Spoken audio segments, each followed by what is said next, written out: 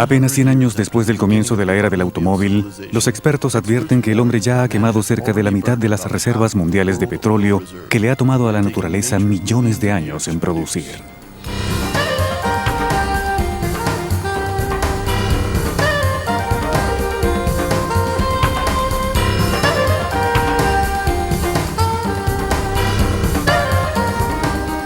Parte 2. La nacionalización del petróleo. Después de la Segunda Guerra Mundial, las relaciones entre un número creciente de países industrializados dependientes del petróleo y los países productores, donde comenzaban a propagarse movimientos nacionalistas, pasaron por revueltas políticas y económicas que se agravarían aún más en las décadas por venir. En Estados Unidos, que no tuvo que recuperarse de la guerra, la sociedad de consumo prosperaba libremente. Como resultado de esta despreocupada prosperidad, el número de vehículos representaba el 80% de la cifra mundial de autos en 1947. Aunque Estados Unidos aún era el más grande productor, consumidor y exportador de petróleo, algunos analistas acuciosos entendieron que las cosas estaban por cambiar.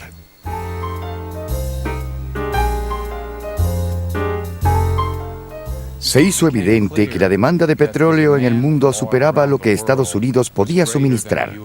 Particularmente después de la Segunda Guerra Mundial, Europa reconstruyó su economía en torno al petróleo, igual que Japón. Y en ese mismo periodo el consumo estadounidense se disparó. Reconociendo esta demanda creciente y bajo la sencilla premisa de que existían yacimientos petrolíferos extranjeros más grandes y menos costosos de explotar, las compañías estadounidenses e inglesas intensificaron la búsqueda de nuevas fuentes de petróleo alrededor del mundo.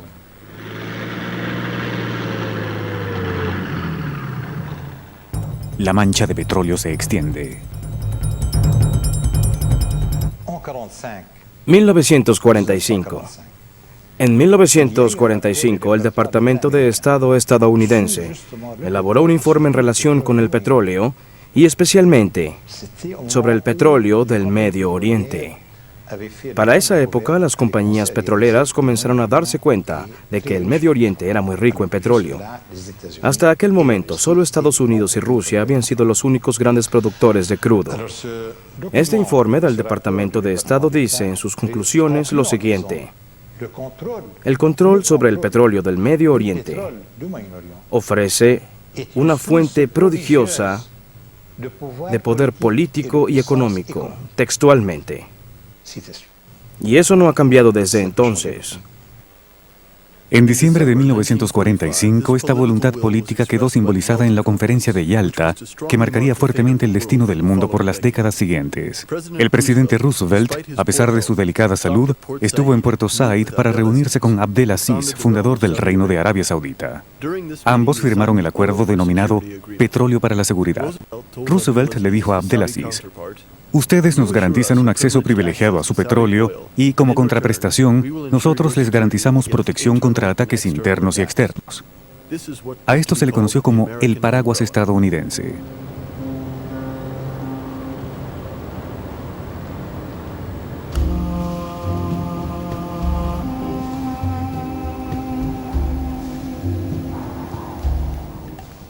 Las primeras premisas de esta alianza paradójica entre uno de los países más arcaicos y feudales de la época y la democracia más poderosa y moderna del planeta se dieron unos 20 años antes, cuando Ibn Saud, contando con el filo de las espadas y el Corán, unió a varias tribus nómadas y belicosas y conquistó la Meca para crear el Reino de Arabia Saudita. Hay una anécdota relevante sobre los tiempos heroicos de la exploración petrolera. En los años 20, un hombre extraño, portando un casco colonial y protegido por un paraguas verde, caminaba a través de la inmensidad del desierto de Arabia Saudita. Se trataba del mayor Frank Holmes, un ingeniero de minas neozelandés muy ingenioso e inteligente. Su objetivo era encontrar un espécimen muy raro de mariposas negras, una metáfora bastante poética de la riqueza que habría de representar el oro negro y que él fue el primero en percibir. Contactó a la entonces Anglo-Persian, la cual envió a un equipo de geólogos al sitio. Pero como solo estaban acostumbrados al modelo iraní, no se imaginaron que los indicios de petróleo que buscaban estaban ocultos debajo de las dunas de arena frente a ellos. El informe que levantaron fue negativo. la Anglo-Persian abandonó el proyecto sin saber lo cerca que estuvo del tesoro más preciado en la historia del petróleo.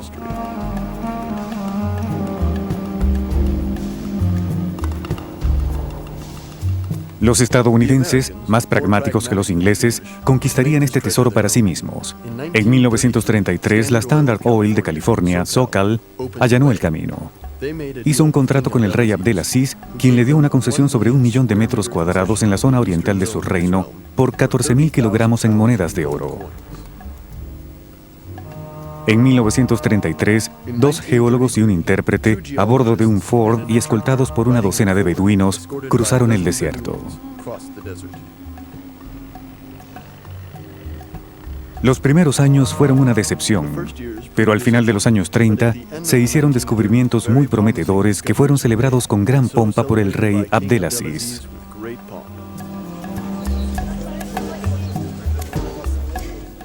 Esto marca el inicio de la fabulosa aventura del petróleo saudita.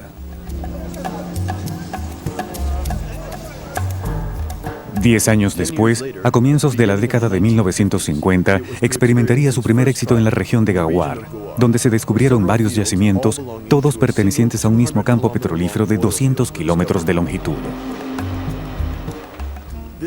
Esta enorme mancha de petróleo, con una superficie de 2.250 kilómetros cuadrados y que sigue siendo aún la más grande del mundo, llevó a los geólogos a decir que Arabia Saudita flotaba sobre un mar de petróleo. Texaco y SoCal no podían manejar todo por sí solas, así que se asociaron con Mobil y la Standard Oil de Nueva Jersey, hoy en día Exxon. De esta asociación nació la compañía Arabian American Oil, Aramco, un gigantesco consorcio completamente estadounidense.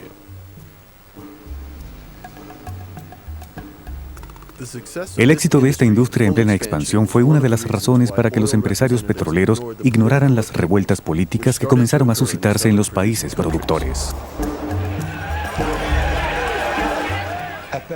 A partir de los años 50, mientras se propagaba a través de los países del Medio Oriente un sentido nacionalista, surge un cierto grado de conciencia entre las poblaciones recién liberadas de los colonizadores, después de haber estado bajo el yugo del Imperio Otomano por más de 5 siglos. Hubo una especie de búsqueda de identidad. ¿Quiénes somos? ¿Qué estamos haciendo? Entonces se desarrolló el nacionalismo árabe. Inicialmente fue representado por el partido Baath, luego por Nasser, y también por tendencias políticas muy poderosas como el socialismo, el marxismo, el fundamentalismo, más recientemente y últimamente el terrorismo, por desgracia. Esta ola nacionalista fue lo que permitió el surgimiento de la conciencia pronacionalista del petróleo. Estos países se dieron cuenta de que fueron engañados con los llamados acuerdos de concesiones, firmados entre la Primera y la Segunda Guerra Mundial. Juan Pablo Pérez Alfonso, el caballero guerrillero. Un país no árabe, Venezuela, tendría un papel importante en el nacionalismo petrolero. Junto a México, es uno de los más antiguos productores de petróleo de América Latina. En la década de 1910, a pesar de los indígenas hostiles, la naturaleza y el clima, las grandes angloestadounidenses, Shell y Standard Oil, dirigiendo el camino, enviaron a sus exploradores en busca de zonas ricas en petróleo.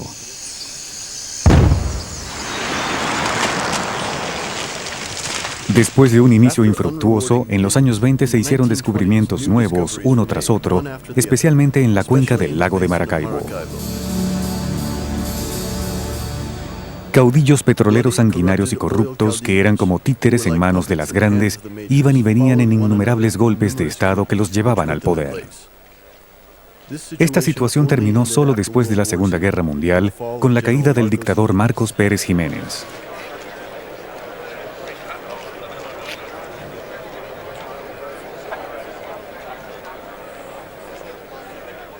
Durante ese periodo, las grandes extendieron sus actividades por toda Venezuela, que se convirtió así en el proveedor de petróleo más grande de Estados Unidos.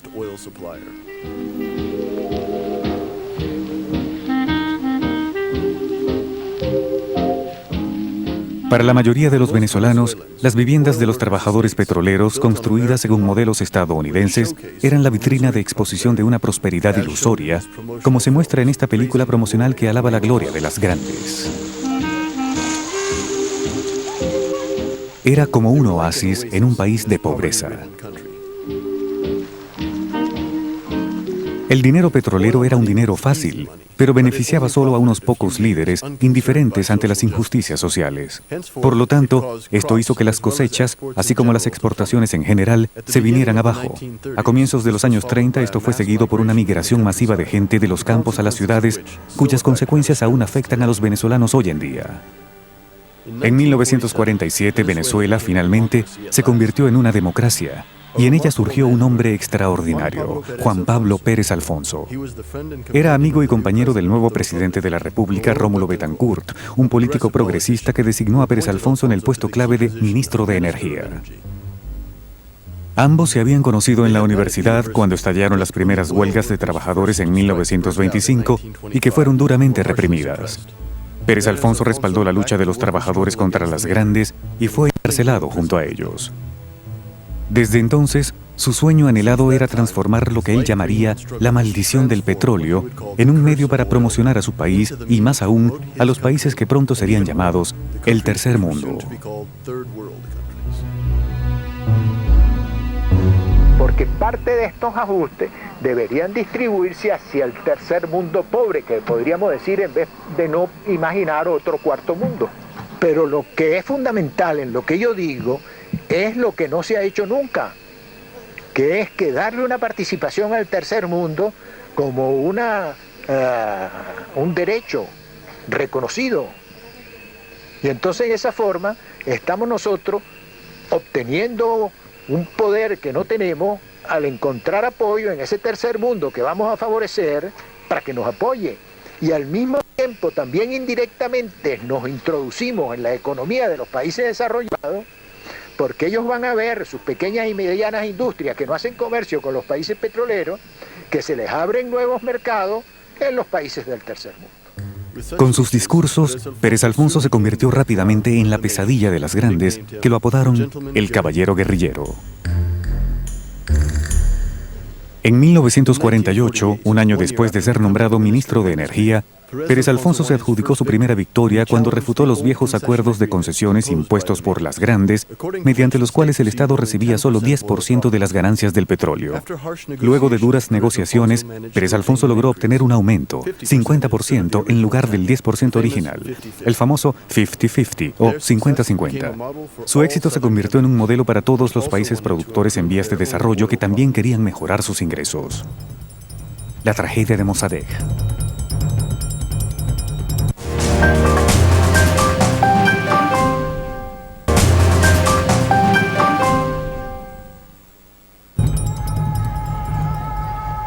En 1951, Irán, siguiendo el ejemplo venezolano, fue el primer país en rebelarse contra la omnipotente compañía Anglo-Iranian Oil, la antigua Anglo-Persian y ahora British Petroleum, que había convertido al país en una genuina colonia petrolera a principios del siglo XX. En aquel tiempo, Irán era una monarquía constitucional gobernada por el Shah Mohammad Reza, un joven tímido y sin experiencia que, bajo presión de los ingleses, sucedió a su padre en 1941. Comenzó con un conflicto social. En marzo de 1951, en vista de que la Anglo-Iranian no reconoció las exigencias de los trabajadores petroleros, estos iniciaron una huelga que paralizó la región de Abadán, la enorme terminal petrolera iraní, y que se extendió rápidamente por todo el país. La nacionalista y moderna élite iraní, que no tenía ninguna contraparte en los demás países vecinos del Medio Oriente, aprovechó esta oportunidad para hacerse oír. Fue liderada por un carismático parlamentario de la oposición, el doctor Mossadegh. Era médico, y su temido talento como orador era bien conocido por sus colegas parlamentarios de la Asamblea Nacional. En ese periodo de disturbios y confrontado por la inflexibilidad de las grandes sobre las exigencias de los trabajadores, el gobierno conservador se vio obligado a renunciar. El 26 de abril de 1951, el Parlamento le pidió al doctor Mossadegh que formara un nuevo gobierno.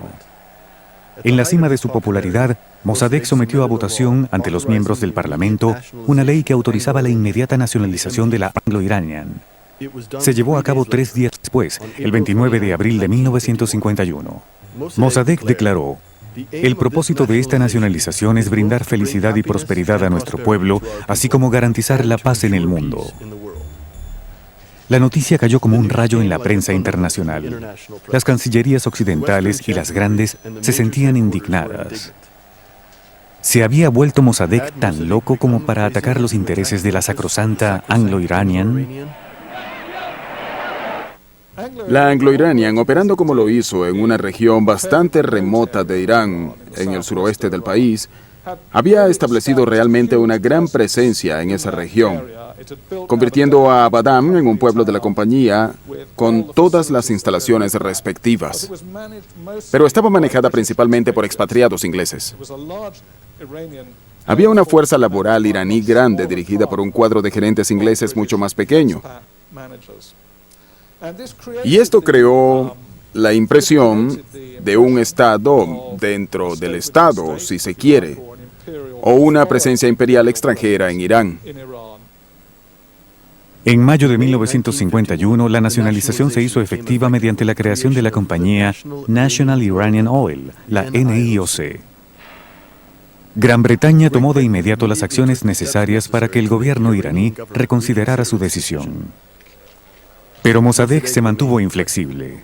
Más aún, con el respaldo tanto de la población como de los rusos, incluso provocó a los ingleses al arrestar y expulsar a sus ejecutivos del país. En este país, que carecía de una élite petrolera local, la decisión sería catastrófica para el futuro de la naciente Compañía Nacional.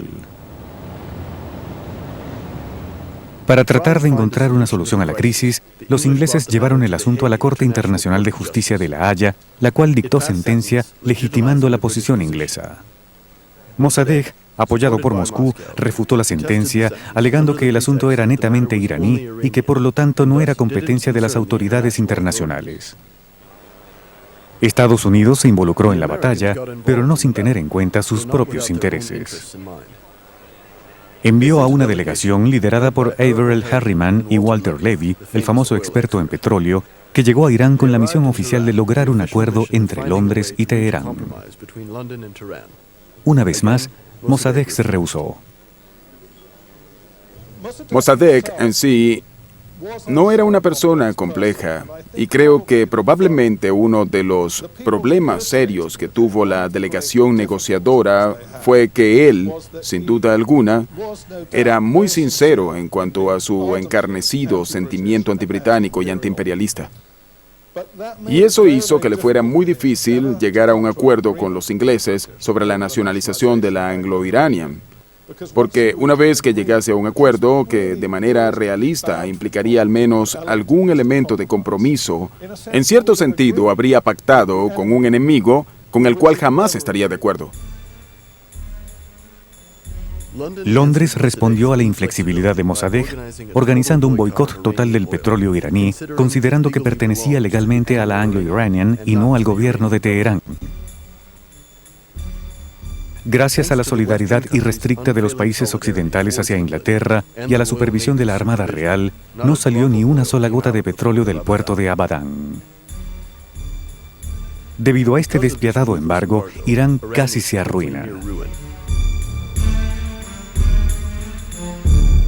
Mossadegh, que quería solucionar esta crisis económica sin precedentes, fue a abogar por su causa ante Washington. Sin embargo, se rehusó a seguir el consejo de Estados Unidos de mostrar moderación y, debido a esto, su futuro político sería muy corto. En Teherán obtuvo un apoyo enorme del pueblo, pero sus partidarios cada vez tenían más y más enfrentamientos con los seguidores del Shah, quienes querían negociar el fin del embargo lo más pronto posible. Durante julio y agosto de 1953, las cosas se aceleraron. Mossadegh organizó un referéndum solicitando poderes plenos, el cual ganó fácilmente. Pero el Shah disolvió la Asamblea Nacional, destituyó a Mossadegh y salió precipitadamente del país rumbo a Italia. El país estaba acabado y al borde de una guerra civil, el momento ideal para un golpe de Estado que fue dirigido por el general Zahedi, compañero cercano del Shah y quien era apoyado activamente por los servicios secretos de Inglaterra y más aún por la CIA. En aquel momento, Estados Unidos enfrentaba el apremiante asunto de contener el comunismo a nivel global. Existía la preocupación de que un Irán desestabilizado abriera las puertas para que el comunismo se propagara y que éste tuviera en el país persa una influencia mayor de la que ya tenía. Así que hubo una profunda motivación estratégica para tratar de lograr cierta estabilidad en Irán. Sin embargo, y esto ocurre con el tiempo, no necesariamente estuvo presente desde un principio. Una vez que los estadounidenses se convencen de que Mossadegh no puede estabilizar a Irán, que su posición generaba inestabilidad, es muy probable que eso los haya llevado a articular el golpe de Estado que sacó a Mossadegh del poder. Así que la posición de Washington fue crucial, increíblemente influyente, bastante poderosa y muy decisiva en la forma como se trató toda la disputa. Mossadegh fue derrocado y puesto bajo arresto domiciliario. Se restableció el orden con mucha brutalidad y el Shah regresó de su corto exilio bajo la protección de Estados Unidos. Se valieron de su posición dominante para reorganizar el sector petrolero ellos mismos. El propio presidente de Estados Unidos, el prestigioso general Eisenhower, fue recibido en Teherán con gran ceremonia. Tomó la iniciativa de dirigir una conferencia internacional que en diciembre de 1953 llevó a la creación de un consorcio controlado principalmente por las grandes compañías anglo-estadounidenses y con una modesta participación de la compañía francesa de petróleo CFP. En los años venideros, el sector petrolero iraní experimentó un tremendo desarrollo. El antiguo dominio británico estaba acabado. Desde entonces y hasta la caída del Shah en 1979, Estados Unidos se apropiaría de Irán.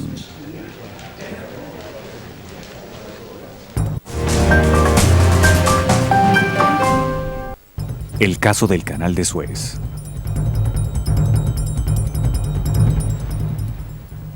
3 años después del desafortunado intento de Mossadegh, Gamal Abdel Nasser, un oficial egipcio de 35 años, asumió el reto y utilizó el petróleo como un arma contra los países occidentales. Aunque Egipto era un modesto productor de petróleo, poseía un tremendo activo geoestratégico, el Canal de Suez, principal vía de transporte para el crudo del Medio Oriente hacia Europa.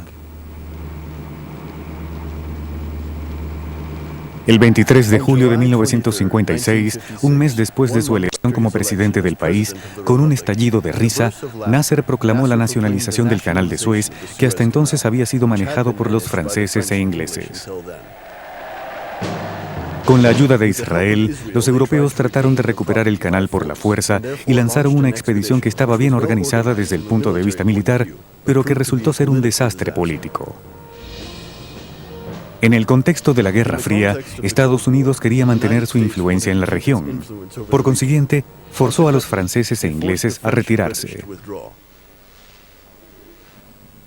La respuesta de Nasser al ataque franco-inglés fue cerrar el canal y sabotear el tránsito de barcos. El resultado de esto fue que los suministros de crudo a Europa colapsaron y los precios se dispararon. En 1956, 10 años después de finalizada la guerra, Francia reintrodujo los cupones de racionamiento de combustible, reviviendo recuerdos oscuros entre los conductores. La nacionalización del Canal de Suez fue un momento crucial en la lucha de los árabes nacionalistas por controlar el petróleo. En particular, el hecho de que esta nacionalización fuera un éxito detuvo el sentimiento de fracaso que tenían los países árabes y los países petroleros en general desde la caída de Mossadegh y su fracaso en nacionalizar el petróleo en Irán. Se percataron de que sí era posible. Se dieron cuenta de que las cosas no se detuvieron después de Mossadegh y que podían luchar contra las grandes potencias del planeta y los grandes grupos económicos occidentales. Cuando Nasser exitosamente logró la nacionalización del Canal de Suez, de alguna forma labró el camino a otras nacionalizaciones petroleras en los años 50 y 60 en países como Siria, por ejemplo, y el mismo Egipto y Argelia más adelante, antes que ocurrieran las grandes nacionalizaciones de los 70, específicamente en la región del Golfo Pérsico y África del Norte. Europa se enfrenta a las grandes.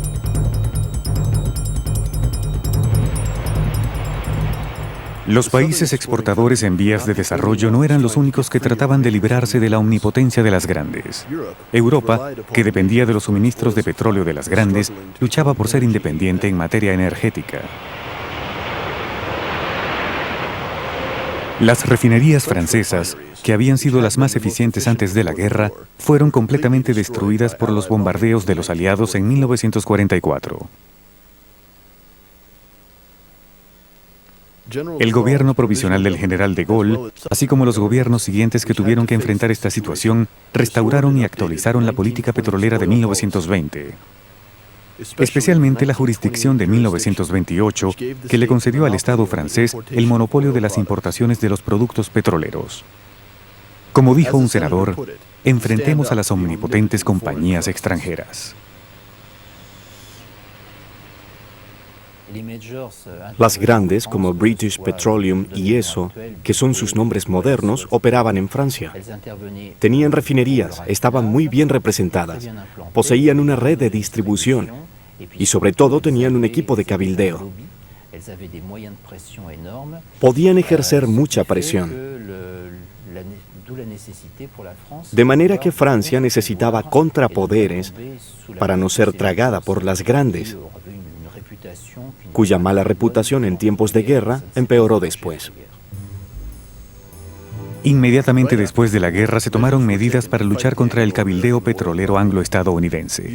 La antigua compañía francesa de petróleo, predecesora de Elf Aquitaine, vio crecer su capital y la reconstrucción de las refinerías se convirtió en un deber nacional. La política petrolera francesa era original, ya que estaba dirigida por el Estado y era liberal. Y estos dos componentes resultaban coherentes.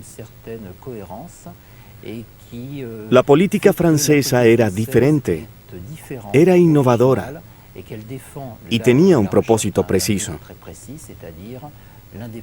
que era el mantenerse independiente de las grandes y también de las demás compañías internacionales. Italia, vecina de Francia, experimentó una expansión económica en la década siguiente a la guerra gracias a una industria automotriz de alta calidad y el establecimiento de una industria petrolera estatal. Su historia fue marcada por la encendida personalidad de quien la inició, Enrico Mattei, un hombre con un electrizante pero trágico destino. 27 de octubre de 1962. Un avión se ha estrellado con 3 hombres a bordo. El piloto, un periodista estadounidense, y Enrico Mattei, fundador y director de Eni, la compañía petrolera estatal más grande del mundo occidental. Estoy completamente destrozado por esta tragedia. Con la muerte de Enrico Mattei, se ha ido un protagonista grande de la reciente historia política y económica de nuestro país. Él fue un héroe de la resistencia y construyó el milagro de la economía italiana. El Estado ha perdido a uno de sus más fieles servidores. Tenía tanto prestigio que ha sido la única figura de la historia petrolera en tener un funeral nacional. Su muerte marcó el fin de la época heroica de la industria petrolera italiana.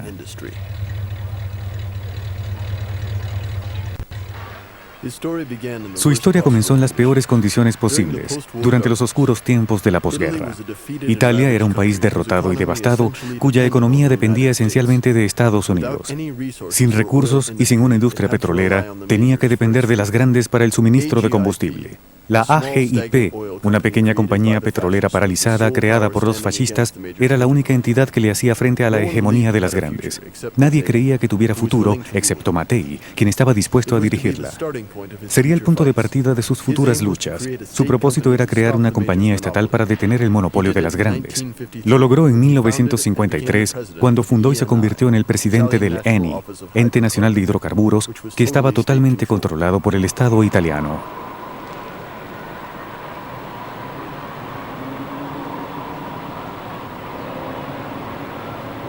Tan pronto como asumió el cargo, tuvo la oportunidad de mostrar cuáles eran sus planes.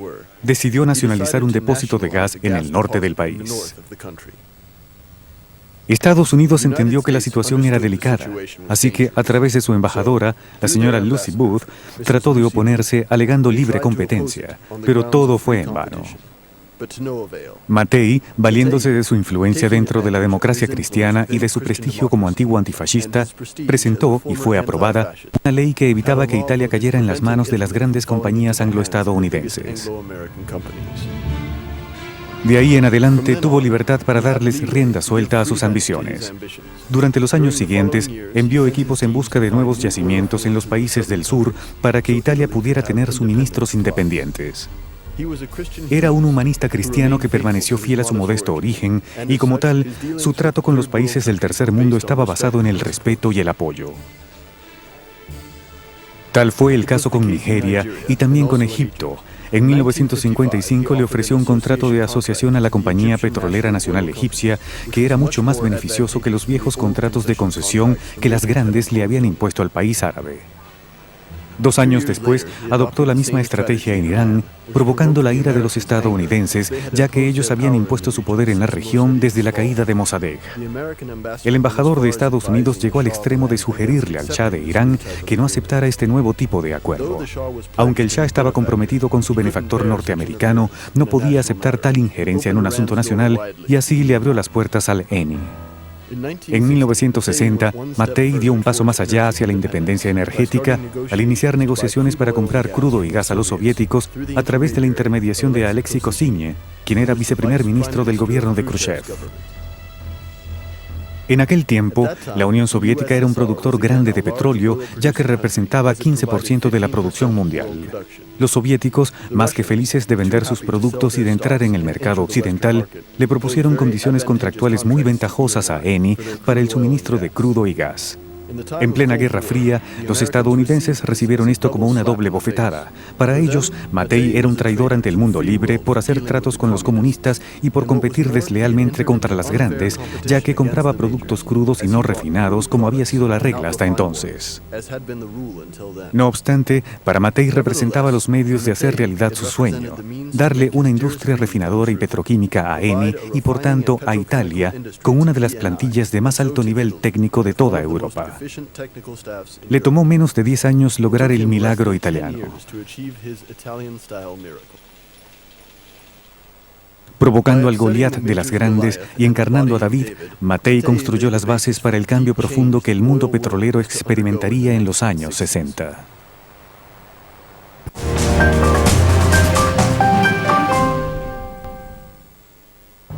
El inicio de la OPEP.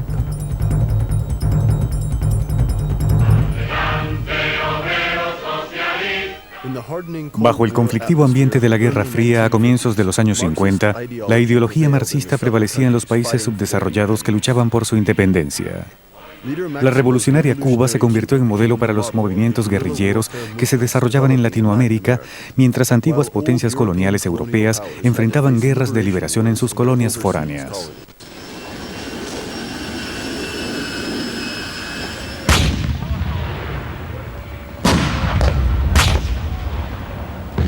Líderes de 24 países africanos y asiáticos, países no alineados, como eran llamados, se reunieron en 1955 en la conferencia de Bandung.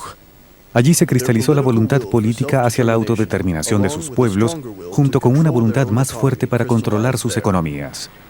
En este explosivo contexto internacional, Shell y British Petroleum, seguidas rápidamente por otras grandes, decidieron en forma unilateral reducir el ya disminuido precio de venta del petróleo en 9% debido a una superproducción.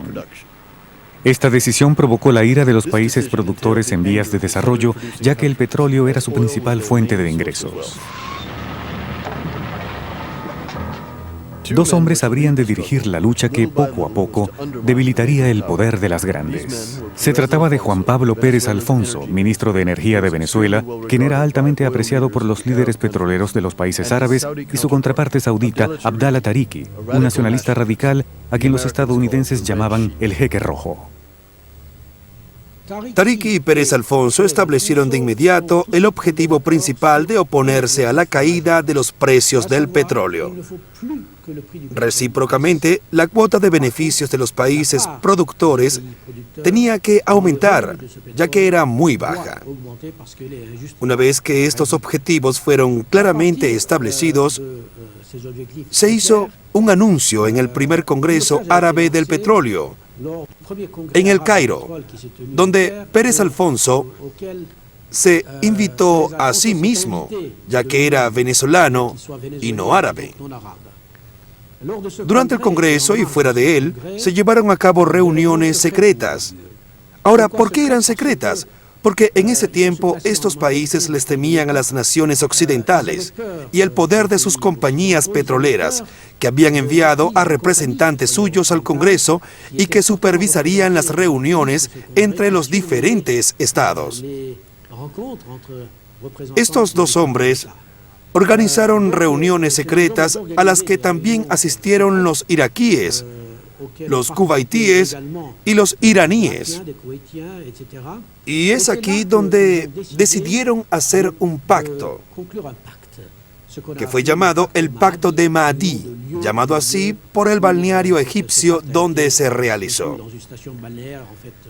En él establecieron claramente que reaccionarían si el precio del petróleo era reducido de nuevo. Por supuesto, las grandes no tomaron estas advertencias en serio.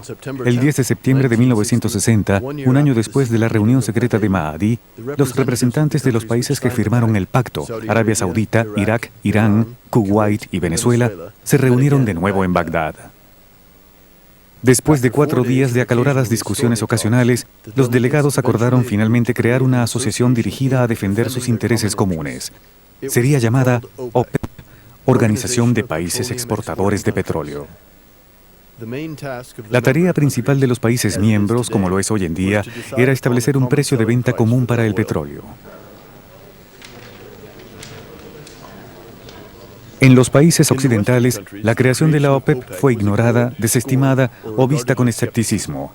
El Washington Post escribió que la OPEP era un conglomerado belicoso de emiratos, jinetes de camellos y repúblicas bananeras. Los círculos petroleros predijeron que duraría solo unos pocos meses antes de que se disolviera. No obstante, a más de 40 años después de su creación, la OPEP aún es uno de los más importantes protagonistas en el escenario petrolero internacional. Durante las décadas de 1960 y 1970, a los 5 países fundadores, Venezuela, Arabia Saudita, Irak, Kuwait e Irán, se unieron otros 6 países: Qatar, Libia, Indonesia, Abu Dhabi, Argelia y Nigeria. Los 11 dominaban el mercado, representaban 54% de la producción mundial, 70% de las reservas comprobadas y 85% de las exportaciones. A pesar de la increíble fuerza que representaba la OPEP en la economía mundial, no pudo librarse del poder de las grandes durante sus primeros 10 años de existencia. En este contexto de dominación de las grandes, Pérez Alfonso y Tariki, los dos padres de la OPEP, pagarían caro por el espíritu de independencia. El primero sería Tariki en 1962. Tariki tenía reputación de ser antiestadounidense, y una de las razones por tener esa reputación es que quería una proporción mayor del valor económico del petróleo para su país. Era un hombre radical No estoy muy seguro de qué papel tuvimos nosotros en hacer que fuera despedido, pero ciertamente fue destituido de su cargo. El jeque Yamani, quien al menos era tan inteligente como su predecesor y muchísimo más afable que Tariki, le sucedió en el cargo de ministro del petróleo. El jeque Yamani, el hombre de la sonrisa eterna, era un abogado experimentado y un astuto diplomático. Durante 20 años fue una de las figuras claves de la OPEP. Siempre creí en la evolución. No creo en la revolución. Y no se puede nacionalizar el precio del petróleo así nomás, a no ser que se cuente con el potencial humano, la experiencia y la habilidad para lograrlo. Nosotros no contábamos con eso, así que opté por una posesión gradual de nuestros recursos petroleros. En 1963, Pérez Alfonso, desilusionado al ver a la OPEP desgastarse en asuntos intrascendentes e intrigas de palacio, en lugar de dedicarse a la emancipación del tercer mundo, renunció apenas un año después que su amigo Tariki fuera destituido. En lo sucesivo, Pérez Alfonso decidió actuar al margen de la OPEP, que se convirtió en su remordimiento de conciencia, luchando arduamente por el medio ambiente y el ahorro de energía. La nacionalización del petróleo. Durante la década de 1960, el conflicto entre el norte y el sur empeoró. En este contexto, el petróleo se convirtió en un objetivo capital tanto en el plano político como en el económico. 3 países árabes miembros de la OPEP, Argelia, Libia e Irak, constituirían la vanguardia de la lucha por venir. A diferencia de Arabia Saudita e Irán, vistos como títeres en las manos del enemigo imperialista, estos países profesaban una ideología revolucionaria y sus líderes respectivos, Boumediene, Gaddafi y Saddam Hussein, eran impulsados por un odio visceral antioccidental. La determinación de los 3 rápidamente sacudió y despertó a la OPEP del entumecimiento. Argelia, un miembro reciente que se había unido a la OPEP en 1969, lideró esta cruzada del petróleo. A diferencia de otros países de la organización, Argelia obtuvo su independencia en 1962 a través de las armas, luego de una dura y larga guerra de 7 años contra Francia. De manera que para este recién liberado país, su fervor revolucionario era su principal activo, el cual Argelia decidió dedicar al petróleo del Sahara, su mayor riqueza.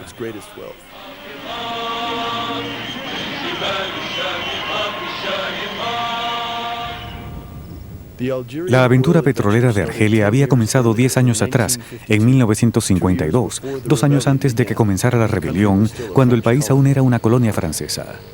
De acuerdo con la política francesa sobre la exportación de petróleo desde sus territorios colonizados, algunos geólogos no conformistas apostaron a favor del petróleo argelino del Sahara, a pesar del escepticismo de los expertos petroleros internacionales.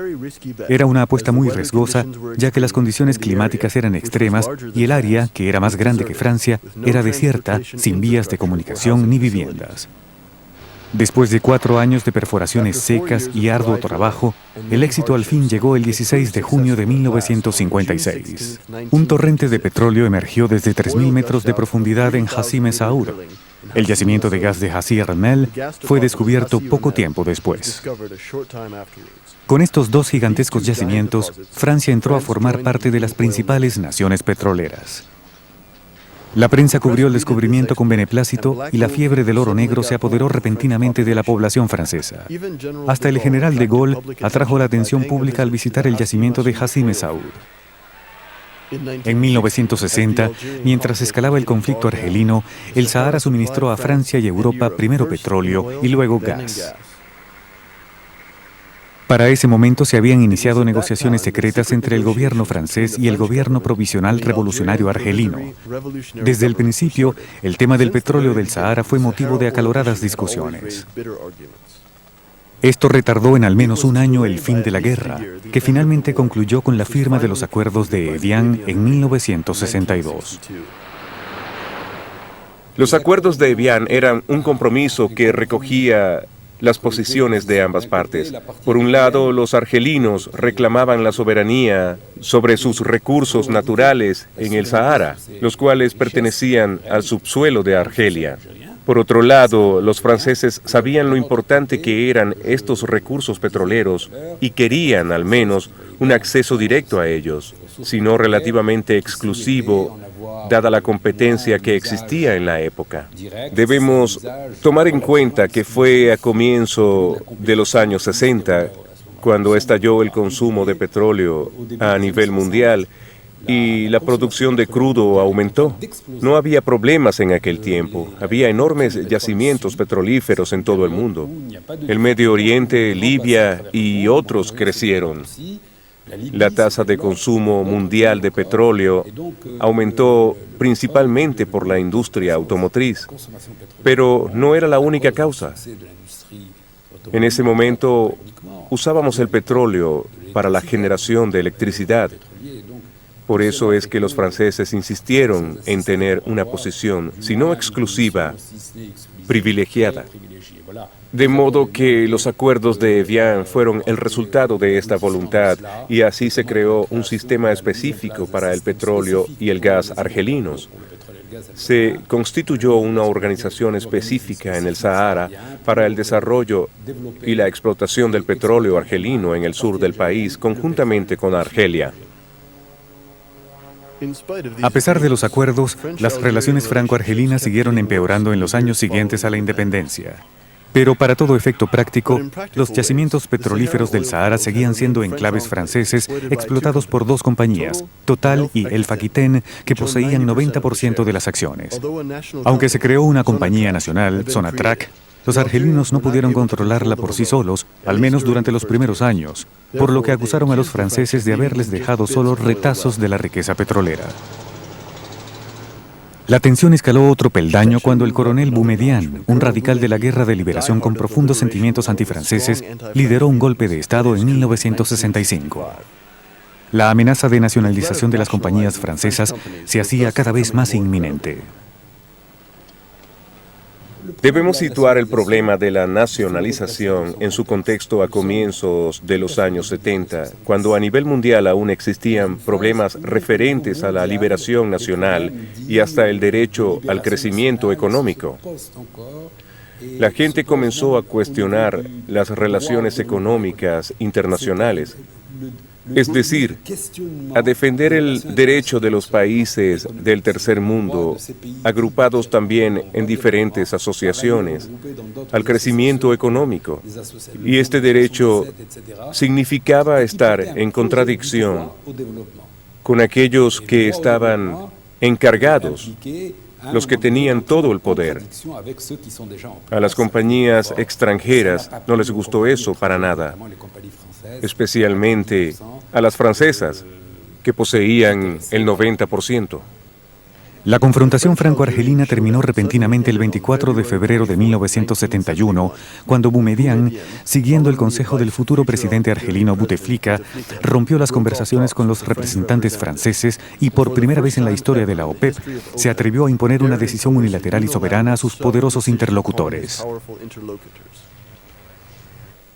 Ha llegado el momento de tomar nuestras propias decisiones.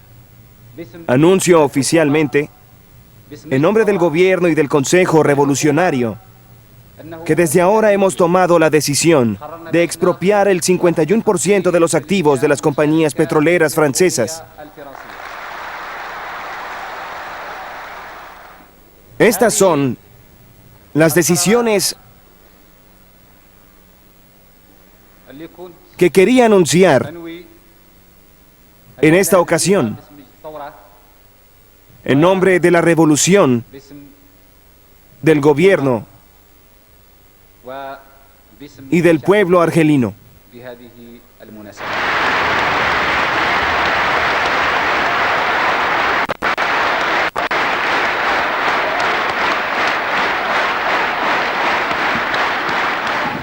El joven presidente Gaddafi, vecino libio de Boumedienne, también era coronel y un revolucionario de línea dura.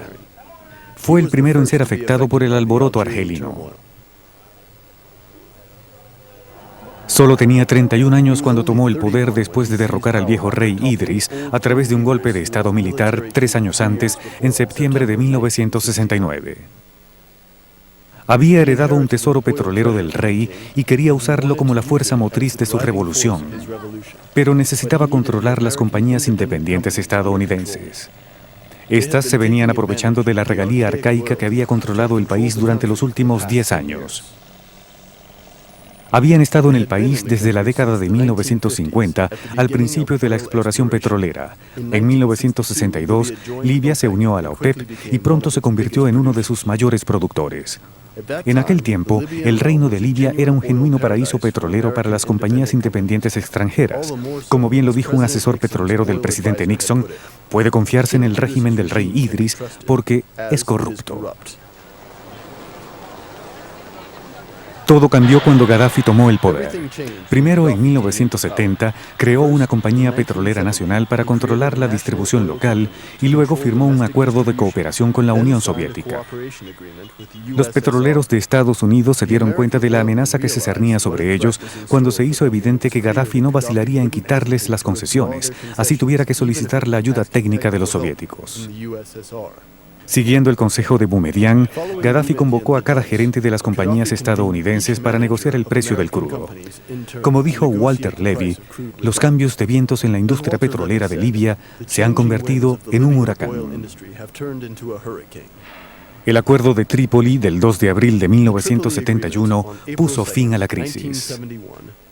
Contra todas las probabilidades, Gaddafi, apoyado por los líderes de la OPEP, logró un aumento récord de 30% sobre el precio del barril. En 1972, un año después de la victoria de Gaddafi, le tocó el turno a Irak para experimentar la fiebre del nacionalismo petrolero. El país estaba gobernado por el partido Ba'ath, cuyo sueño era unir el panarabismo y el socialismo. La compañía Iraq Petroleum, que era llamada la Vieja Señora de Londres y que había sido fundada 50 años atrás bajo el protectorado británico, estaba en decadencia. Ya había sufrido una derrota cuando el general Qassem formó la República, acabando con la monarquía instaurada por los ingleses. En 1965, Qassem se desquitó con la política de no inversión de la compañía Iraq Petroleum al revocarle 99,5% de las concesiones en superficie, dejándole solo las zonas ya explotadas. 7 años después, en 1972, Saddam Hussein, el hombre que lo derrocó y tomó su lugar, dirigió la última batalla de la nacionalización.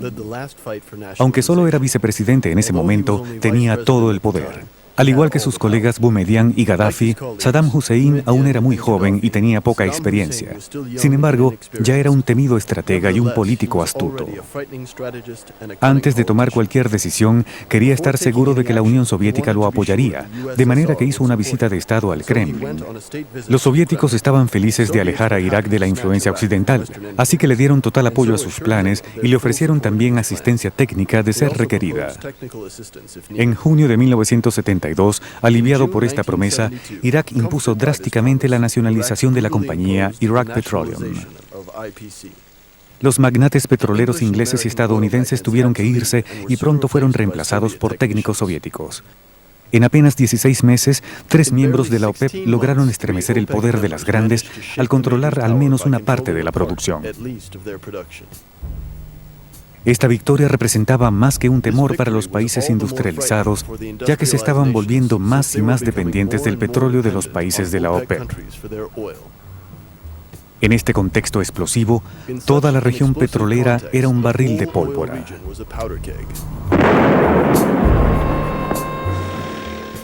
Un año después, la guerra del Yom Kippur desató la que luego fue llamada la primera crisis petrolera.